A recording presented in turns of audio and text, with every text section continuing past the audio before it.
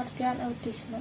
Autisme yaitu adalah gejala yang dapat pada masa kanak-kanak dengan menggambarkan kesendirian, keterlambatan dan perkembangan bahasa, melakukan aktivitas dengan spontan dan terbatas, distratif dan menghafalkan sesuatu tanpa berpikir. Anak autis masih bisa belajar dengan baik dan bisa memperoleh pengetahuan, tetapi harus dapat mengalihkan perhatian atau konsentrasi anak agar tetap fokus pada belajar. Sehingga diperlukan media yang menarik perhatian anak agar dapat termotivasi untuk belajar. Contohnya, dengan cara media global seperti menggunakan gambar pada PowerPoint. Hal ini dapat membuat anak autis tertarik dan fokus dalam pembelajaran. Kedua yaitu ada faktor penyebab autisme. Faktor penyebab anak autis belum ditemukan secara pasti walaupun sudah ada kesepakatan bersama, yakni bersifat genetik, metabolik, dan gangguan sistem saraf pusat. Infeksi pada masa hamil atau rubella, gangguan pencernaan, hingga keracunan logam berat. Semakin tinggi usia ibu saat hamil, kemungkinan bayinya mengalami autisme semakin besar. Karena pada usia ibu lebih dari 35 tahun, sangat berisiko tingginya terjadinya gangguan kehamilan maupun persalinan. Ada karakteristik khusus pada anak autis. Autis merupakan suatu perkembangan yang kompleks menyangkut komunikasi, interaksi sosial, dan aktivitas imajinasi. Anak autis adalah anak yang mempunyai masalah atau gangguan dalam bidang komunikasi, interaksi sosial, gangguan sensoris, pola bermain, perilaku, dan emosi. Gejala mulai tampak sebelum anak usia 3 tahun. Ada beberapa karakteristik khusus anak autis. Antara lain yaitu anak suka menyendiri dan miskin kemampuan respon sosial, obsesi yang berlebihan tentang suatu rutinitas atau pola tetap, memiliki ingatan yang kuat, dan perkembangan bahasa yang lambat. Baik, di sini saya akan menjelaskan mengenai cara penanganan gangguan autisme. Nah, oke teman-teman, tentunya segala sesuatu atau segala masalah tentunya akan ada jalan untuk keluarnya. Seperti yang saya bahas ini yaitu tentang mengenai gangguan autisme. Nah, gangguan autisme tentunya ada penanganannya. Jadi ada gejala, ada cara mengatasinya. Yang mana cara mengatasinya di sini yaitu bisa dengan menggunakan terapinya. Di antaranya di sini ada terapi perilaku.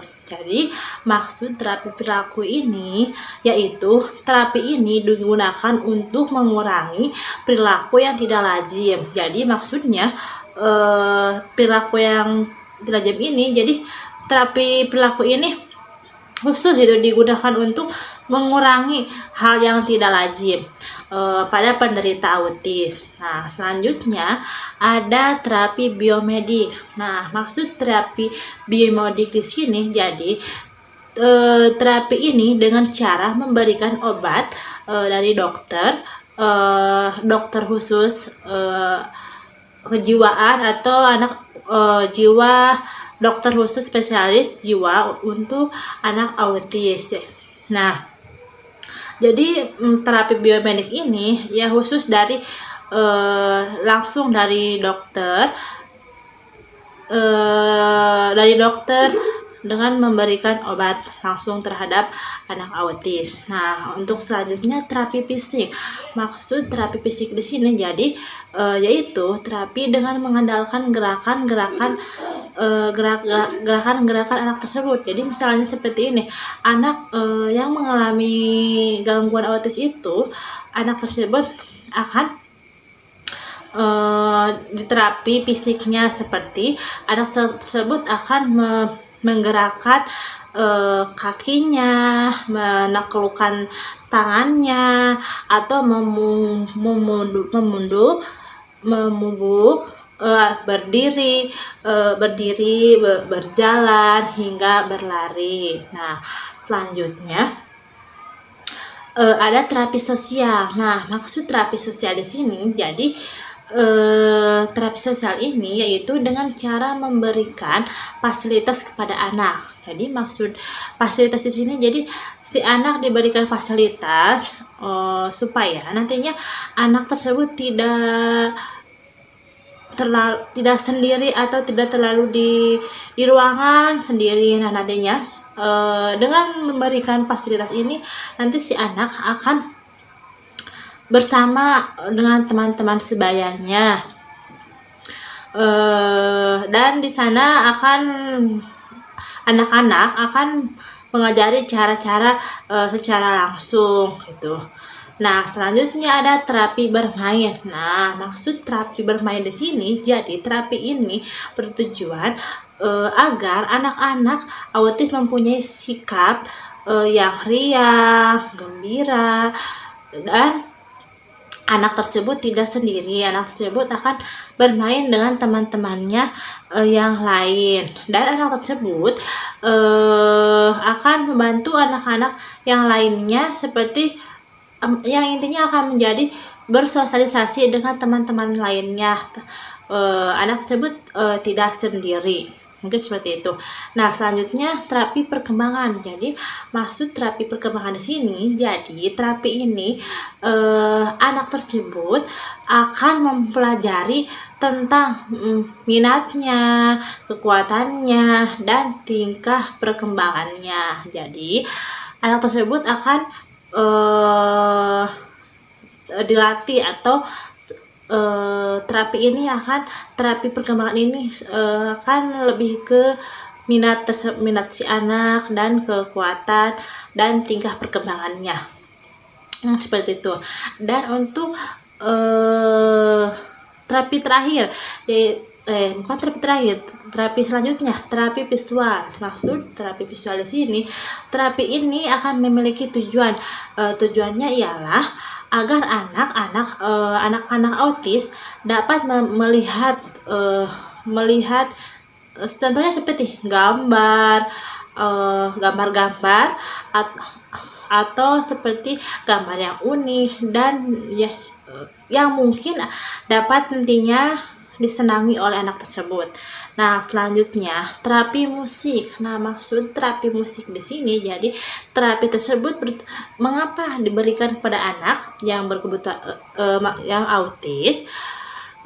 Gunanya untuk ialah anak dapat menangkap atau mendengarkan sebuah irama yang nantinya akan membuatnya bergembira. Nah, untuk selanjutnya terapi lumba-lumba. Nah, maksud terapi lumba-lumba di sini, jadi hal ini mengapa diberikan kepada anak? Jadi tujuannya ialah untuk menyeimbangkan hormon endoknya, hormon atau sensor yang dikeluarkan melalui suara lumba-lumba. Nah, selanjutnya terapi sosialisasi. Nah, maksud atau terapi sosialisasi ke sekolah reguler. Maksud terapi di sini, jadi kenapa gitu anak autis meski terapi sosialisasi ke sekolah luar reguler. Maksud di sini, jadi terapi dengan cara mengajarkan anak autis berkunjung ke sekolah reguler sesuai tingkat usianya. Mengapa gitu? Agar anak mampu bersosialisasi atau berkomunikasi dengan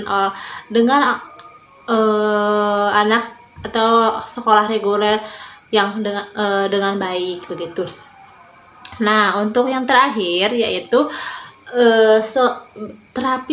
atau terapi sekolah pendidikan khususnya, maksud sekolah pendidikan khusus ini. Jadi terapi ini dengan melakukan atau memasukkan anak autis ke sekolah khusus agar apa gitu, agar mencakup semua kebutuhan secara khusus. Jadi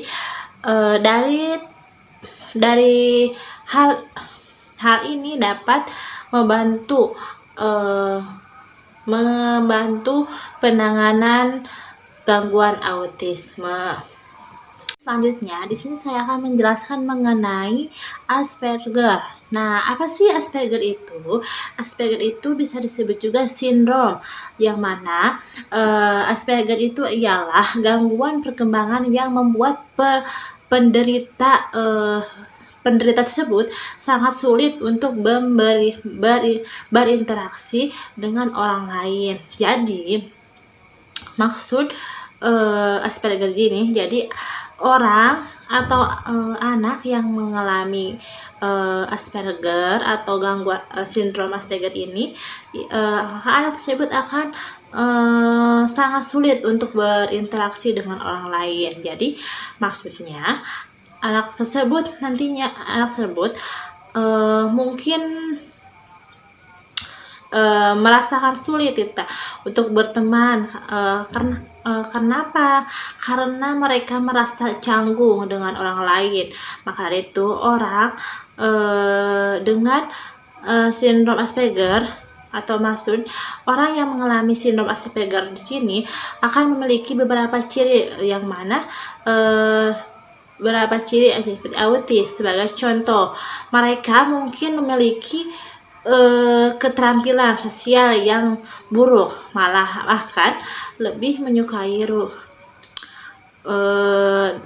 yang intinya anak itu akan canggung pada orang yang normal gitu dan tidak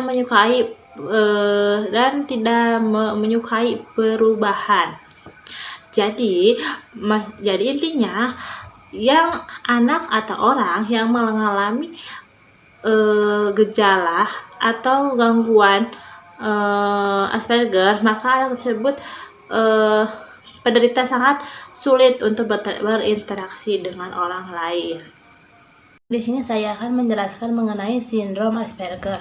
Jadi sindrom Asperger itu yaitu gejala atau sebuah gejala yang tidak memiliki terlalu berat dibanding dengan jenis penyakit autisme atau lainnya. Nah, jadi sindrom ini ditemukan oleh Hans Asperger, yang mana Hans Asperger itu yaitu seorang dokter anak yang berasal dari Australia pada tahun 1944, yang mana meskipun baru dilihat dan diakui secara luas oleh para ahli pada dekade 1980-an bahwa sindrom Asperger itu dibedakan dengan gejala autisme lainnya.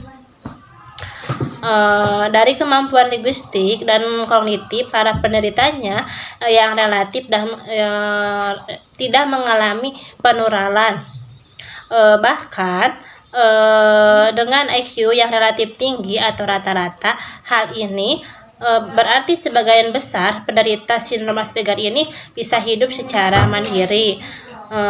Jadi sindrom Asperger juga bukanlah sebuah penyakit mental.